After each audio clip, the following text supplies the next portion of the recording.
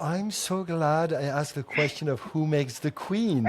The true beauty, the grace, the life force, the love shows up after she feels safe. Especially now we have a society that denigrates men.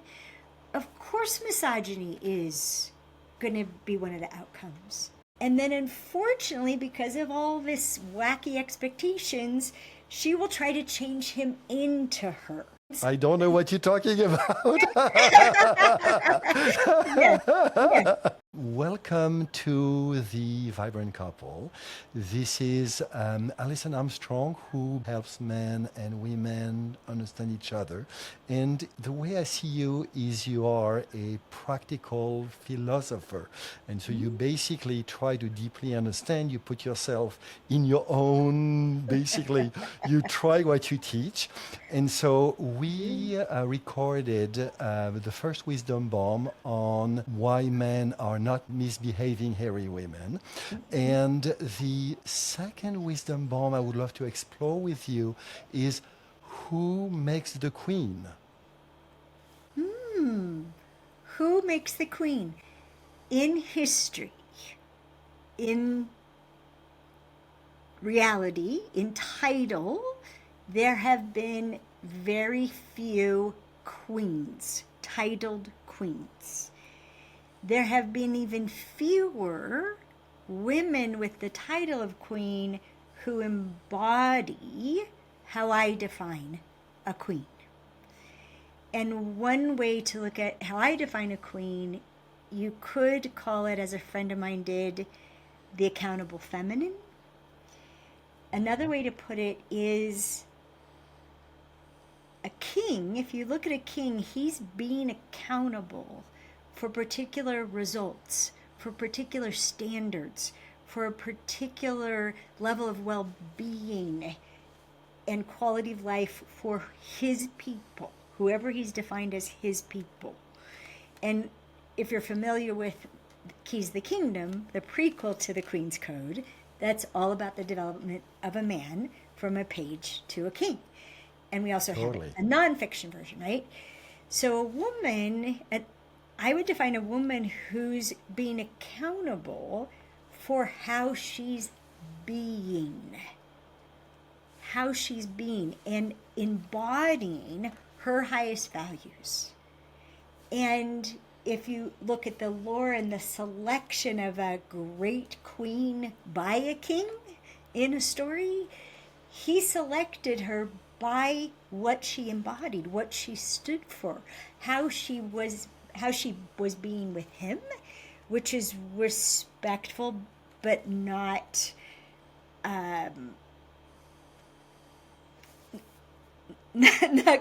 not diminishing herself, not keeping herself small, stepping into partnering with him and his vision for his kingdom, right?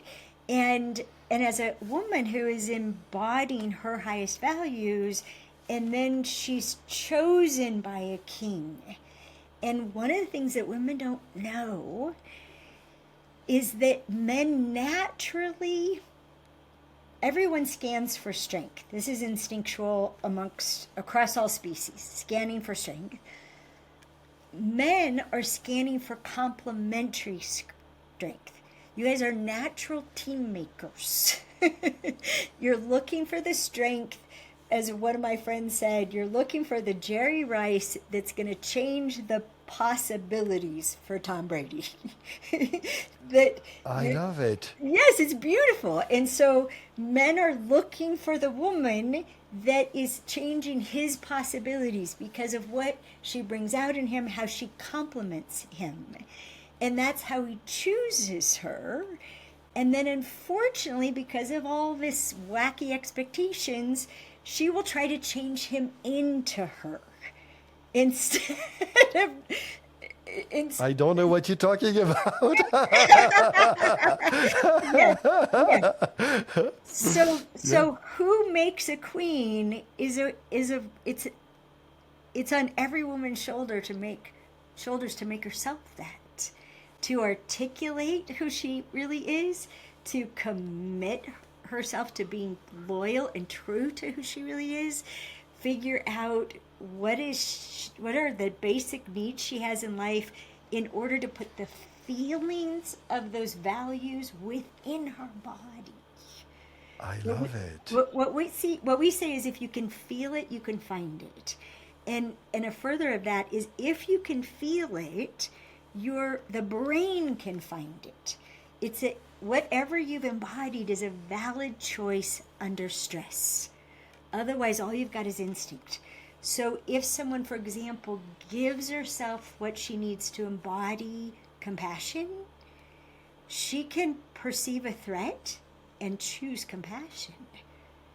She can see a powerful man and maybe have and instead of reacting with a fighting reaction or a freezing reaction or a fleeing reaction, she can lean in with curiosity, right? You know, I'm seeing Judy Dench as M in the James Bond era with Daniel Craig and Pierce Brosnan, where I think one of the sentences was, you know, the difference between me and you is I don't have to think with my balls all the time. So it's very interesting. It's interesting because I didn't write Keys of the Kingdom or the Queen's Code. I typed them while watching a movie and trying to have people see the movie that I saw. And it's funny because if we were going to make it into a movie, who I always wanted was Judy Dench to play Claudia. So interesting. So interesting. Okay. So, from a more practical point of view, Okay. how can a woman become a queen? Oh gosh. We have a whole course about that. But it has to start. We have to start with the basics of understanding men, understanding women, understanding how we're alike, how we're different, how we can make adjustments to each other without betraying ourselves.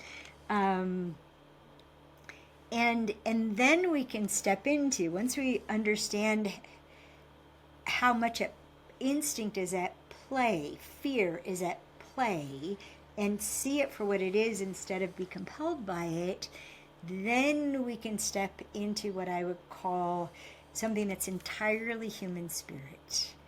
And we're a duality. We have two nervous systems. So it's interesting because when you said when we understand what fear is at play, suddenly I breathed easier. That was instant, because as a man I'm so worried and afraid of a woman's fears. It's so interesting. Yeah, and it's one of the things. Have you watched the video on our website that's the sample of the Understanding Women workshop? No, I have not, and Okay. I'm going to list it at the end. Yeah, so Okay. please say more. Well, I invite you to, because what I do, and it's why I'm here with you, is I'm always trying to push out into the world what most needs to be understood, right? I just push it out and push it out and push it out. And then if someone wants to come study with me, yay. But meanwhile, I'm a messenger, and I'm just gonna get it out. I mean, when we originally Exactly. published the Queen's Code as an ebook, we didn't protect it. We made it so people could print as many copies as they wanted on purpose. So, having said that, at AlisonArmstrong.com, there is a clip from and it's free. It's about 30 minutes from the Understanding Women course, and it is distinguishing the difference between how a man relates to his physical safety and how much attention he pays or does not pay to it.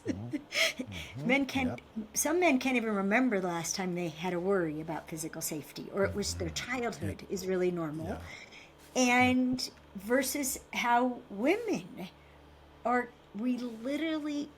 it's a macro program. We're constantly scanning Constantly, yeah. for physical safety. And this is one of the things that that Tony Robbins learned from one of my videos, and he likes to teach it to people and show it to people. And I met a man a couple months ago who taught me that. And I was like, that's interesting. That's from my video. He had no idea, which means it's working, right? It's getting out in the world. But if you can imagine being a creature who's has always as one of the questions in the system, am I safe? Am I safe? Am I safe? Am I safe? Am I safe? Am I safe? Always.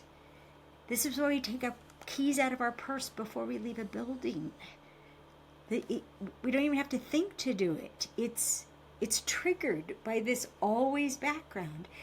And one of the worst ways that it shows up between men and women is that we interpret your reactions, your reactions to being angry in specific, we interpret them as physically dangerous.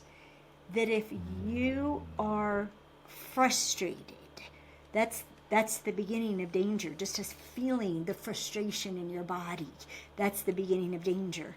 And then if it shows up in a tone of voice, right? We're now gripping the arms. And then if you raise your voice,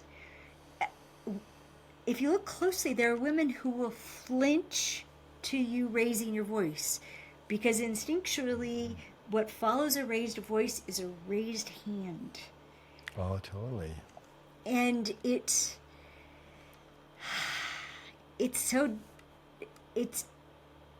part of us. It's part of the limbic system. And one of the things that's so hurtful to men, and I've had men in tears, like, I have never raised a hand to my wife. I would never hurt my wife. And yet, she's afraid when I raise my voice? Yes.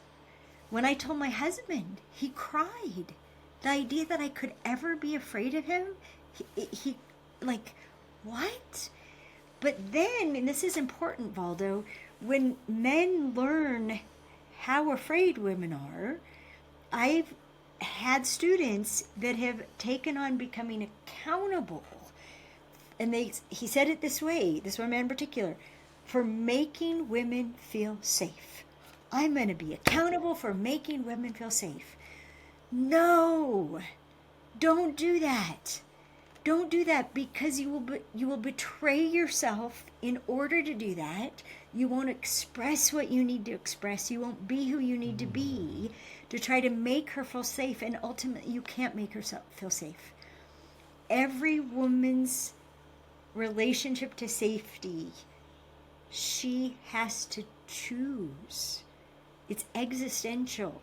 I am safe. So I'm so glad I asked the question of who makes the queen, because as I'm fully hearing you, the queen has to make herself. And in men's DNA, there is such a strong drive to make women feel safe. Yes, and it's because you recognize, whether you've articulated it or not, that the true beauty, the grace, the life force, the love shows up after she feels safe. Exactly. So empowering women, helping them feel safe, and understanding women, we teach how to help a woman feel safe depending on her state of mind.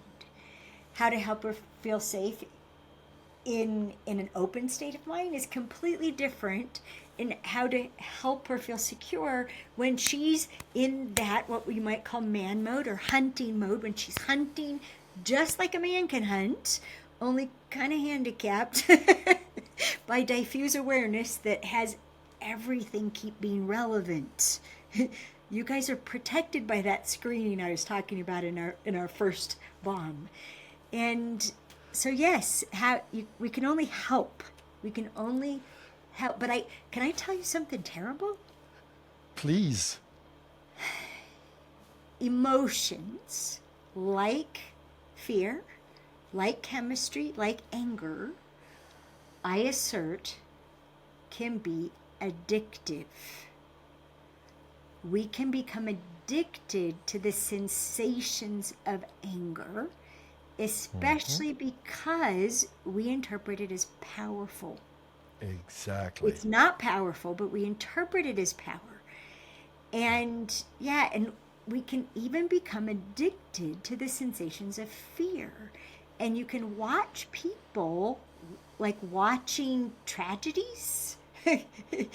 they're literally feeding the fear, because that the intensity of that feeling, we can get hooked by it just as much as, I mean, chemistry is seriously addictive.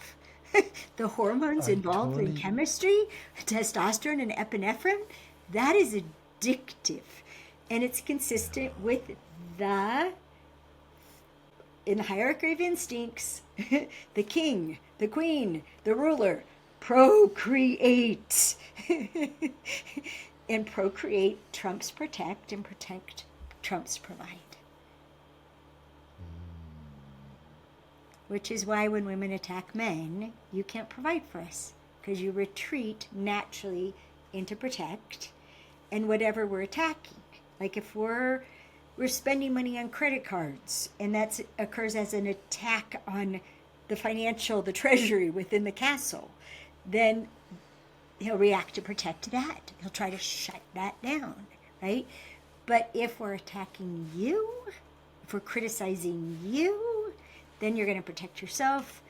And that is when we get the very worst of men. That's when it gets so ugly so fast. And then you end up having shame about it. Men have shame about how they react to being attacked. But if you have enough of it, you're going to end up justifying it.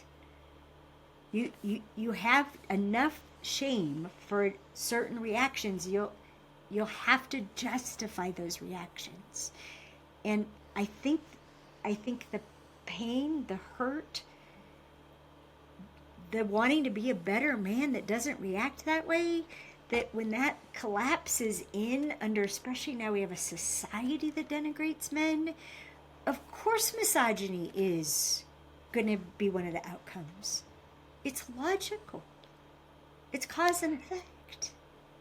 I'm loving this because the second best to my wisdom bomb number 2, who makes the queen, was let's make each other king and queen.